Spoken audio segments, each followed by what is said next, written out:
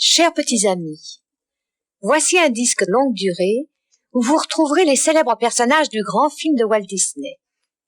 Je vais vous lire l'histoire de Blanche-Neige apprend l'heure aux 7 nains, que vous pourrez suivre avec moi dans votre livre. Vous saurez que le moment est venu de tourner la page lorsque vous entendrez la fée Clochette. Elle fera tinter ses petites cloches comme ceci.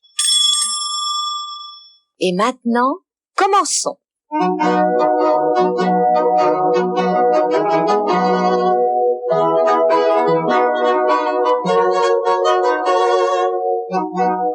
Un jour, Blanche-Neige, en rangeant la maison des 7 nains, découvrit au fond d'une armoire une vieille horloge. Elle la remonta et s'aperçut qu'elle sonnait fort bien et marchait encore.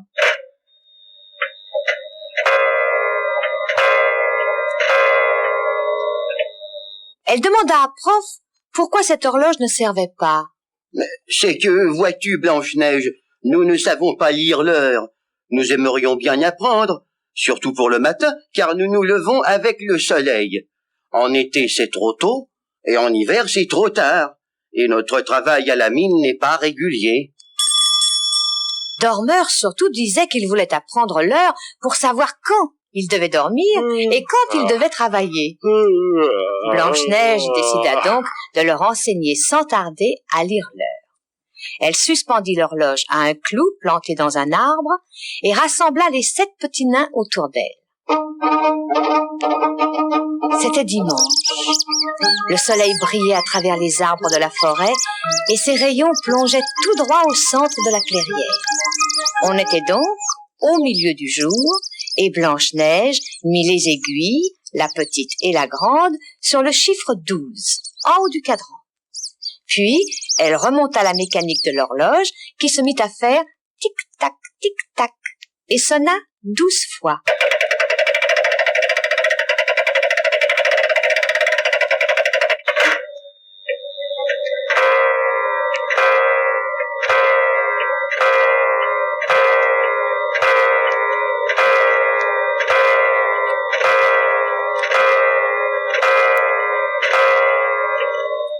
Les petits nains étaient émerveillés. Il était donc midi, ou 12 heures. On était bien au milieu de la journée. Blanche-Neige et les 7 petits nains déjeunèrent joyeusement sur l'herbe. Blanche-Neige dit aux petits nains que les aiguilles pouvaient bouger toutes seules sur le grand cadran grâce à la mécanique contenue dans l'horloge, mais que pour leur enseigner l'heure, elle ferait avancer les aiguilles avec ses doigts. Elle leur apprit aussi que la petite aiguille indiquait les heures et la grande aiguille les minutes, et que la petite aiguille courait moins vite que la grande autour du cadran. Pendant qu'elle parlait, Dormeur, qui avait bâillé 3 fois, se mit à ronfler. Atchoum éternua bruyamment et réveilla Dormeur. Simplet, lui, se disait que la petite anguille ne pouvait pas courir aussi vite que la grande anguille. Grincheux grinchait, timide suçait son doigt, et joyeux croquait des noisettes. Oh, Prof était désespéré.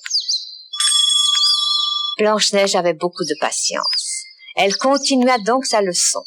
Quand la grande aiguille fait tout un tour du cadran, il s'est écoulé 1 heure. Pendant ce temps, la petite aiguille, qui trotte moins vite, parcourt seulement la distance qui sépare 2 chiffres. Elle passe donc de midi à 1 heure. L'horloge sonna 1 fois. Il était donc 1 heure après-midi.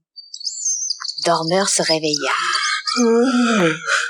Se réveilla au son de l'horloge et après avoir bâillé, se rendormit. Blanche-Neige leur enseigna que la grande aiguille bougeait par petits sauts et qu'elle faisait ainsi 60 petits sauts pour tourner autour du cadran. Chaque petit saut était 1 minute. La petite aiguille changeait de place après le 60e petit saut. Elle faisait un grand saut d'1 heure. Blanche-Neige fit marcher ainsi la grande aiguille et la petite aiguille passa sur le 2. L'horloge sonna 2 fois. Il était donc 2 heures après-midi. Dormeur se réveilla, bâilla et se rendormit.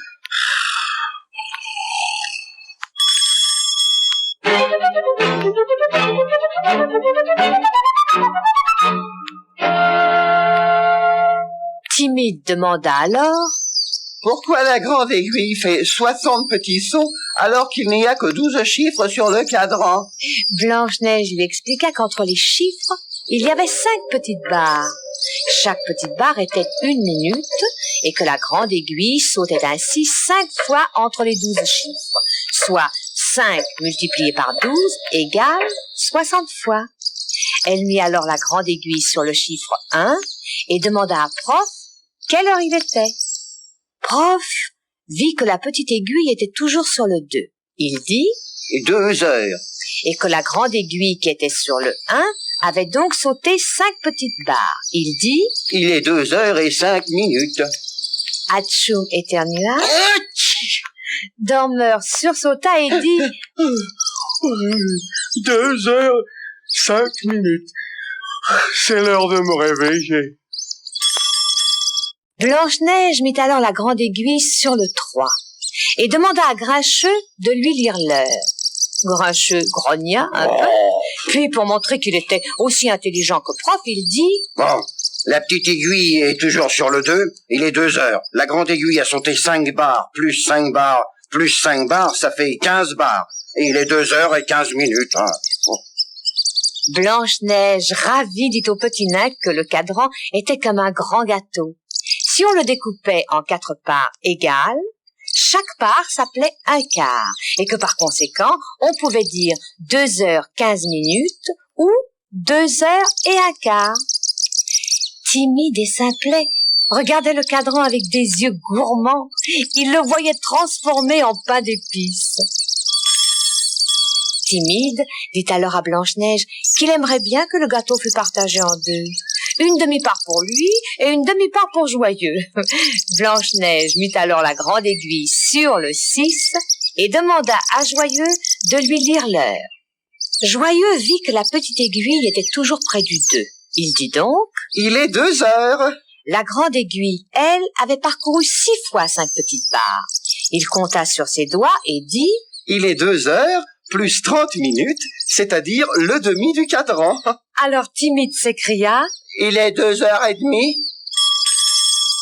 Quand Blanche-Neige fit passer la grande aiguille dans l'autre moitié du cadran, elle enseigna aux 7 nains qu'à partir de ce moment, la petite aiguille se rapprochait de l'heure suivante pendant que la grande aiguille trottait toujours, sautant d'une barre à l'autre. Ainsi, il était 2 heures plus 35 minutes, puis 2 heures plus 40 minutes, puis 2 heures plus 45 minutes. Un autre quart du cadran avait été ainsi parcouru et on pouvait lire l'heure en disant aussi 3 heures moins un quart. Dormeur continuait à ronfler. Et Prof avait honte de son camarade. Puis Blanche-Neige fit revenir la grande aiguille sur le 12, la petite aiguille se plaça sur le 3, et l'horloge sonna 3 coups.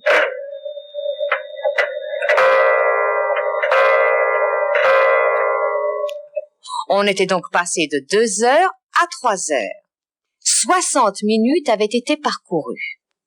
Dormeur s'éveilla et dit en bâillant J'ai bien dormi.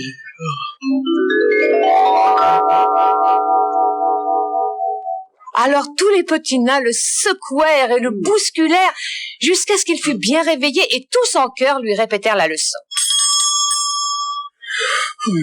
Il y a le jour et il y a la nuit. L'horloge compte les heures du jour comme elle compte celles de la nuit. La moitié du jour, c'est midi. La moitié de la nuit, c'est minuit. Pendant la nuit, il faut dormir. Pendant le jour, il faut veiller. Et il faut aussi travailler. Dormeur plein de bonne volonté répéta la leçon à sa manière, mais c'était désespérant. Pendant le jour, il faut bailler. Pendant le jour, il faut ronfler. Et il faut dormir toujours. Pendant la nuit, pendant le jour. Blanche-Neige était si gentille qu'elle pardonna à Dormeur d'avoir si mal retenu la leçon. Mais les 6 autres petits nains déclarèrent qu'ils ne parleraient plus à Dormeur tant qu'il n'aurait pas appris l'heure. Alors ils décidèrent tous ensemble de placer l'horloge auprès du lit de Dormeur, au-dessus de sa tête. L'horloge fit entendre son gros tic-tac, très sonore et très régulier. Tous les petits nains, pendant ce temps, regardaient la grande aiguille qui trottait sans cesse et sautait d'une minute à l'autre, et ils s'exerçaient à lire l'heure. Chacun criait à son tour « Il est 3h06. Il est 3h10. Il est 3h15. Il est 3h30. Et quand 1 heure encore fut passée, et que l'horloge sonna 4 gros coups, Dormeur se réveilla en sursaut et dit « 4 coups. Il est 4 heures. Allons, c'est l'heure de goûter. »